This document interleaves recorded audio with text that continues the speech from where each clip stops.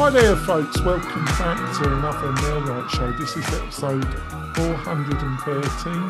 Robert is still on vacation in England, but I've got my co-founder of Maillight with me, Adam Brown, and in this show we're going to be discussing all the kind of equipment you need to make great video in 2024. We've had a couple of shows previously where we've been discussing about the different types of video and where you can put that video.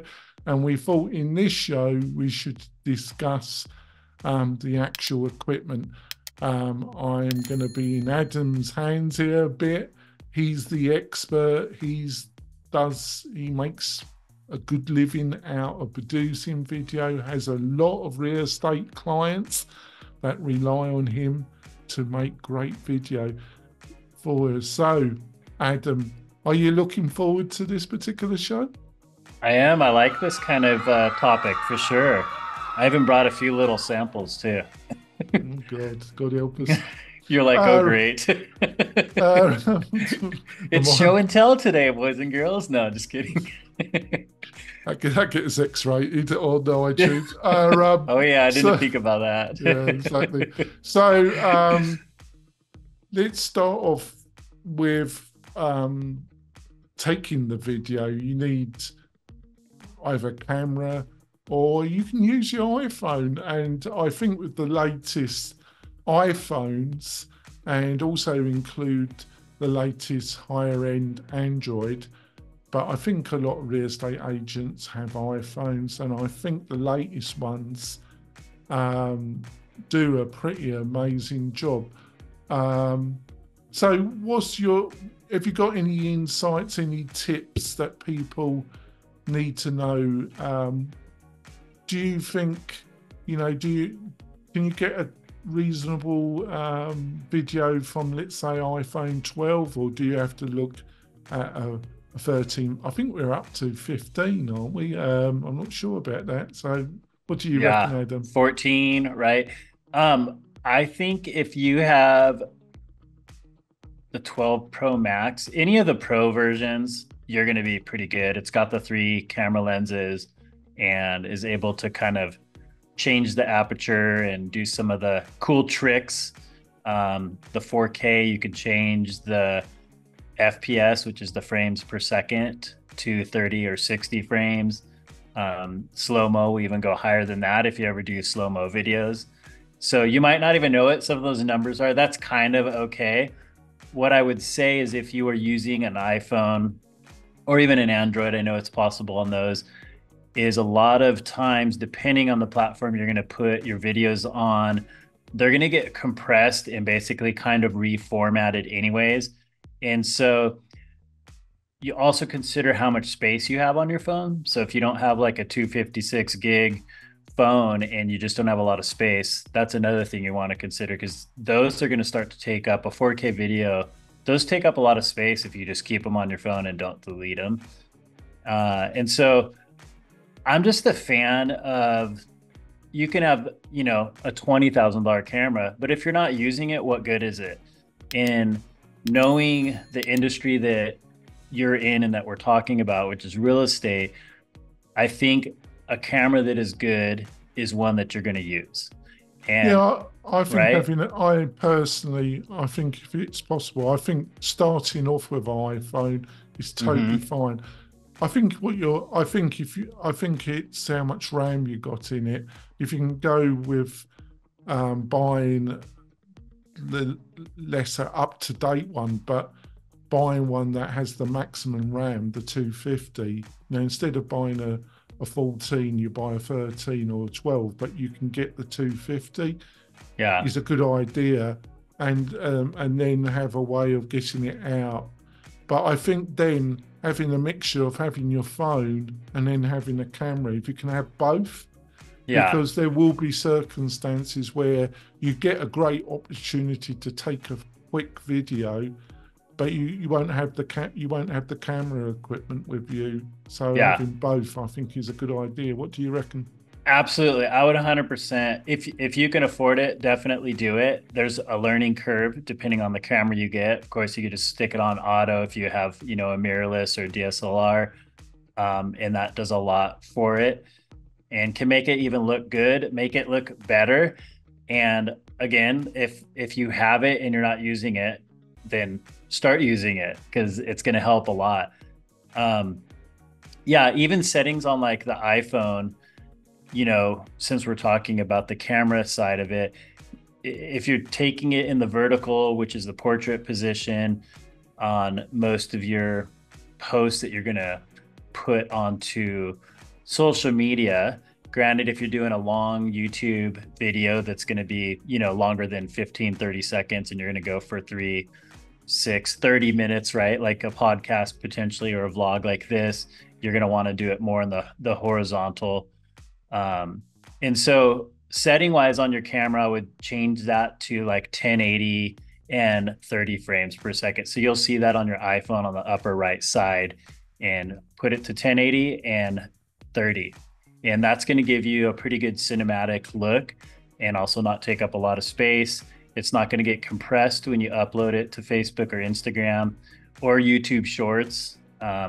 If you're doing longer versions like what we're doing here, I would YouTube, you can do 4K and it's not going to get compressed. So you could do 4K at 30. If that doesn't make sense, go to mail-right.com, click on the chat, and we can help walk you through that. And we Yeah, can even sure. include some in the What, notes does potentially. it make? Does it really make a?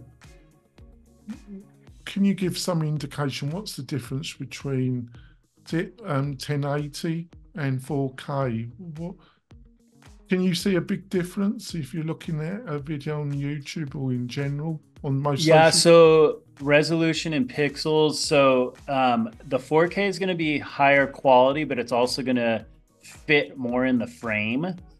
So, like, let's say 1080p fits this of my face in the screen, where if you do 4K, it's going to be like more like this is all going to be part of the Well, you frame. need So to does that? watch. You need to watch the YouTube video of this, folks. If you're listening, he's doing it. So let's quickly Oh, I move forgot on. about that. The Yeah, podcast side. Yeah, yeah. watch the video too. Let's move on. You just mentioned it. So start off with a iPhone 12. Try and max it up to 250 in memory, but Well, it's the then storage, not the memory. this storage, yeah, sorry, Yeah. yeah. Um, and but then you decide you get into this. You're producing video. Why should you then look at buying a DSLR camera? You know, it's a reasonably large. These iPhones, you can get some good deals on the less up to date model. Yeah. I always wait a couple of years before I update mine, and I always buy mine. But at some stage, I think you probably will want to buy a DSLR camera.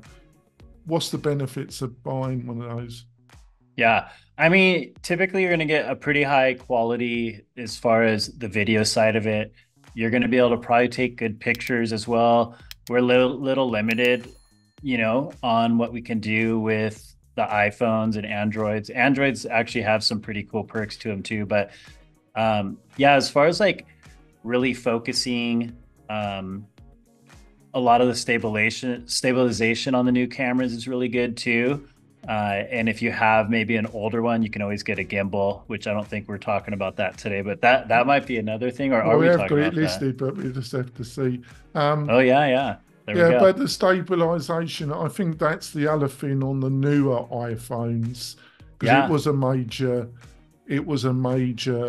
limitation, but they have improved it quite a lot on the latest iPhones, the yeah, stabilization. Am I right about that? yeah. Right. It's really good.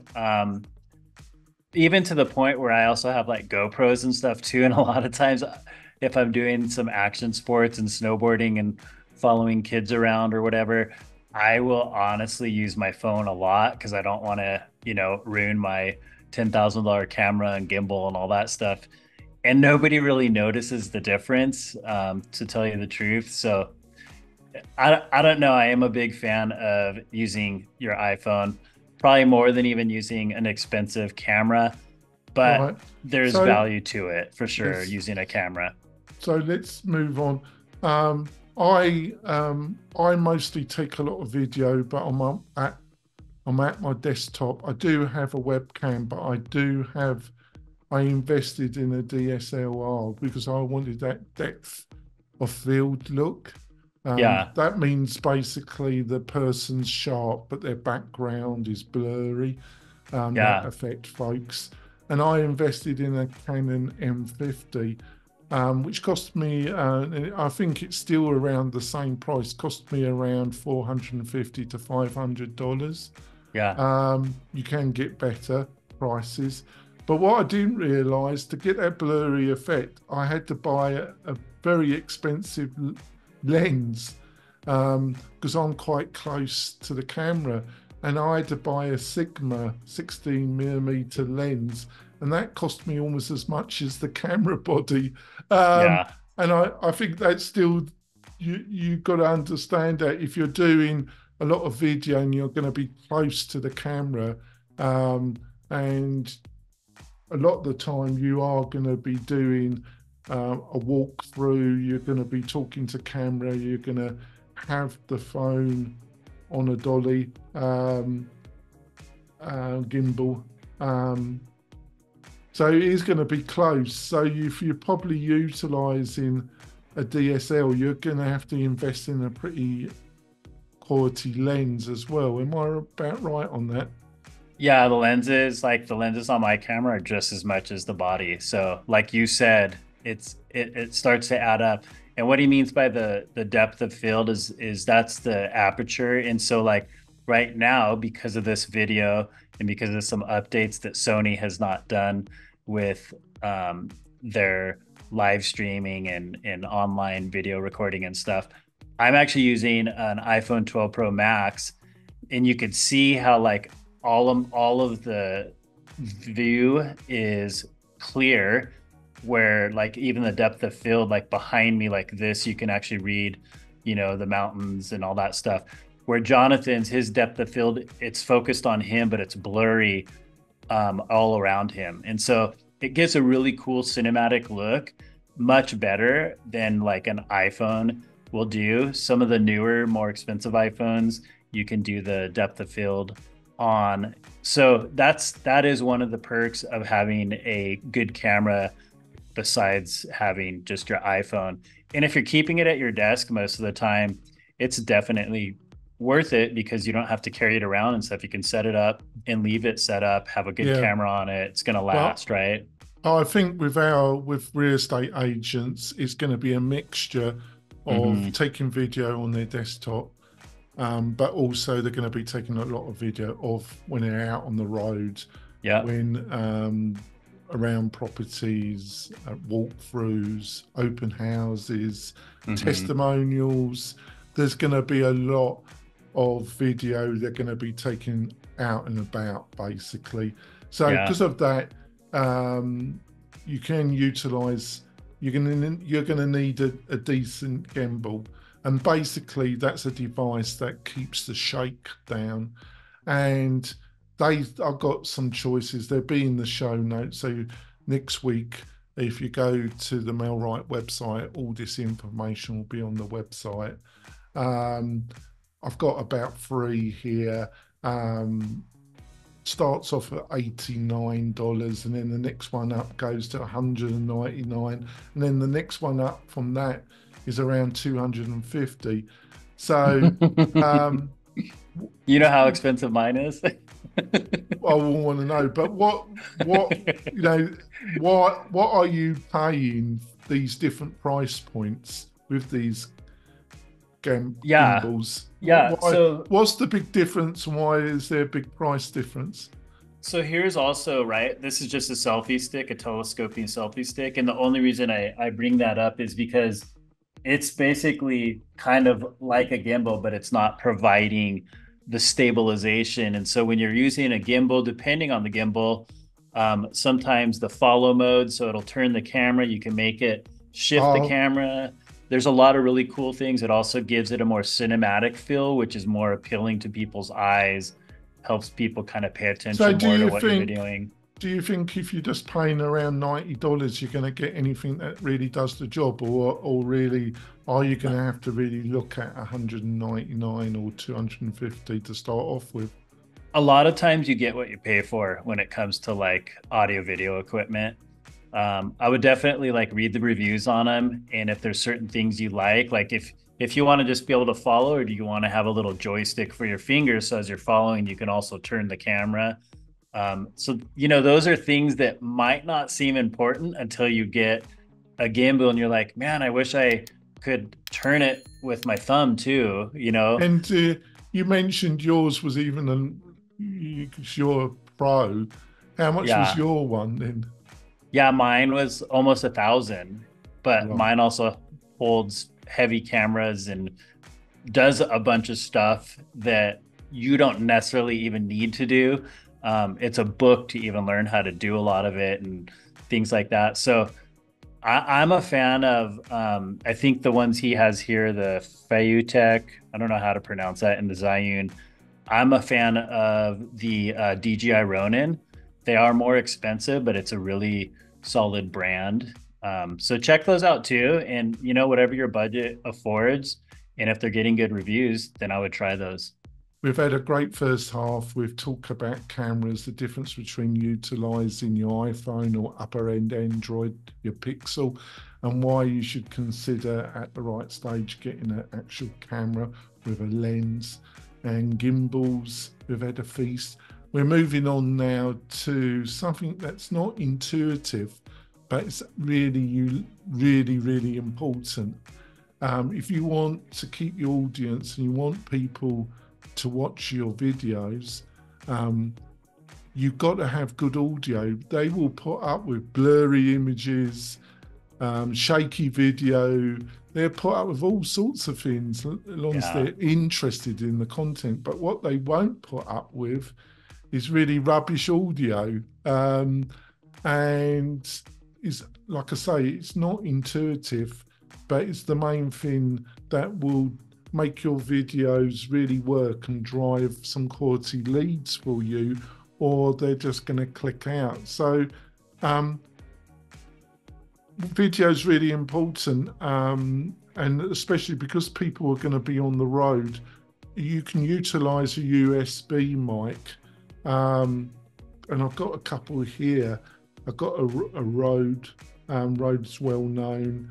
I've got Samsung here. That seemed very cheap, but they have come down a lot. The Samsung was 45, and the Rode, which is a well-known brand, but you do pay for it, starts at 99.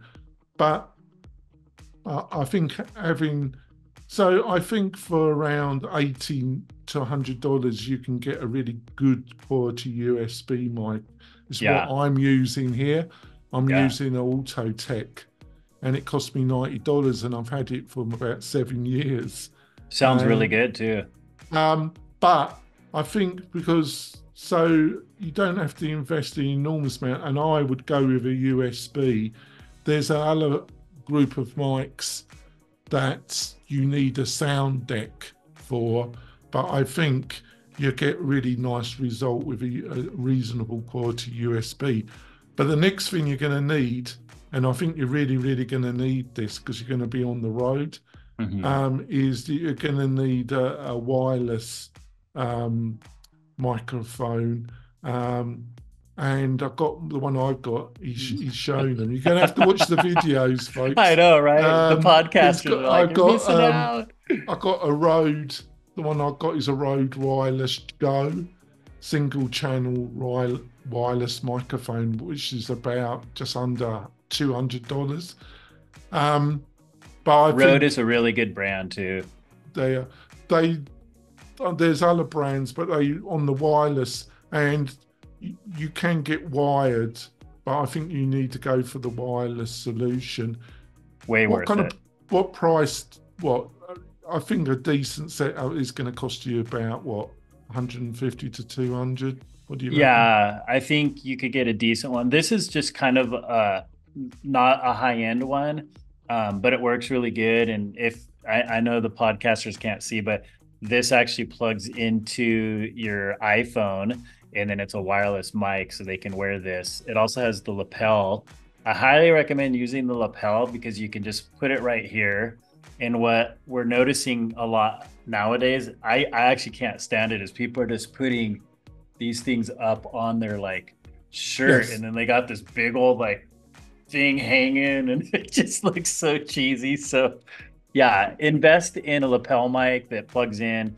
It's so worth it. The sound is way better. You can get the little wind covers for them, so if it's a Now, little bit I was windy, going to that ask you about, helps. because you get a lot, this really affects a lot of people when they're doing exterior Yeah, walks yeah, around houses, and they've got a windy day, and they're talking, and you can't hear a word they're saying.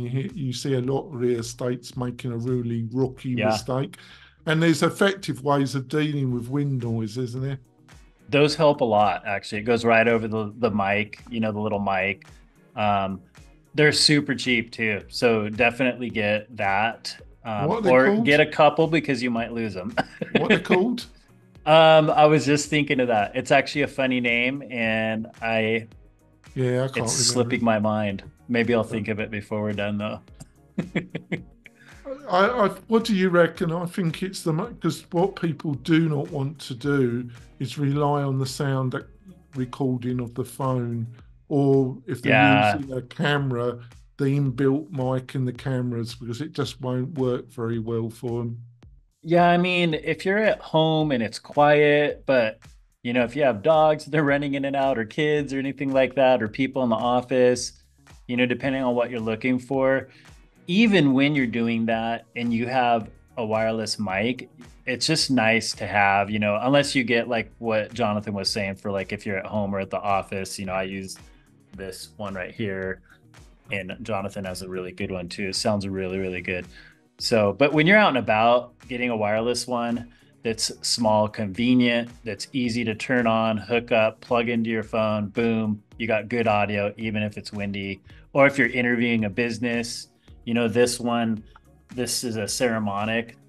So you can check these out. They're not like Yeah, top of the line, you We know. discussed that in the last video, in the last podcast, folks. Hmm. And so about doing business to business Yeah. interviews of bit of local businesses and doing self promotional. That's why you're going to probably need a two mic setup. Yeah. So So look is for it? that when you're checking them out because Yeah, some don't do that. no, but it's well worth. I think you're looking at a 80 to $90 USB mic for your desktop, and then Hmm. probably 150 to $200 for good wireless. And read the reviews, see Yeah. what people, and you probably have to buy extra battery as well, because they always tend to run out just at the wrong moment. So if you've got a spare in your car, it's a good idea. Or Um, bring a charger brick. Like this one, I charge with USB. So I will just have like a charger brick where I can all charge right. it or plug it in. Um, On to drones, because you do a ton of work with drones, don't you, with your real estate Yeah. clientele? Um, is this is this something that somebody that's up, you know, that wants just to meddle in it and do a bit of it themselves? What kind of money are we talking about to purchase a drone that can do, you know, not a professional quality, but a kind of semi DIY job? What kind of money are we talking about now? I mean, the one you have right there, that's, you know, the DJI is like the best brand that's out there. I know some people aren't going to agree, but I've had them for 5+ years and they have really good warranties and they fix them for really cheap when something happens. Because I've had that happen too. But Jonathan has on here the DJI Mini 4 Pro. It is a fantastic drone. It's, you know, 750 plus or minus. You probably are going to want to get extra batteries. Those are not cheap. Like the drone I have, those are $200 each. So I don't think they're that much for the DJI 4 Mini Pro, but they handle really But good. is this a kind of semi-pro drone then. It is. It gets really high quality. There's a lot So, of things so when you're. so if you're a DIY type, you're not a pro. What kind of price range can you start off with something that you can do a reasonable job? Yeah, I think you can spend, two, three, $400. You're gonna get what you're paying for, so don't expect a ton out of it. The other thing too, when it comes to drones, is there's a lot of regulations that a lot of people don't know about. So I have like my FAA Part 107, and if you are flying for any reason with the intent to make money off of it, whether it's for a listing or for a video on your website to attract people, that's considered commercial. And then you need to have your Part 107 certification, which is not impossible, but it's not an easy test either. It's like you kind of have to know how to fly a plane, even though you're just flying this like remote control in the All air. right. So So good to know though. what you're hinting is this is probably best left to the pro. Yeah, Right. I think it is. Yeah, Right. there's a lot of liability there too, right? So you kind of have to like weigh all that and just call somebody like me or whoever's local to you to get some footage for you. Or they might have a library of it that you could just pay, $100 and get a lot of really cool footage that you can use. Right. So to wrap up the show, are there any tips or insights you want to share with the listeners, Adam, that some things that we haven't covered that you think would really help people get a much better result from their video? Just know the importance of video. Use what you have and work your way up. Like try to master your phone. And when you get really good at your phone and using audio and using a mic, then move it up and start looking at better cameras that you can integrate into your system and what you're doing. Make some vlogs and test it. A lot of people don't even want to take the first step, and that's really the hardest step. A lot of people don't like what they look like or don't want to be in front of a camera. Guess what? We all think that way, right? It's not like Jonathan and I are like, oh, we can't wait to get on camera. I mean, I guess I kind of do Well, sometimes if because it's people were fun. prepared to tolerate my face, they're prepared to tolerate anybody's. You got the cool accent too, though. So come on. Yeah,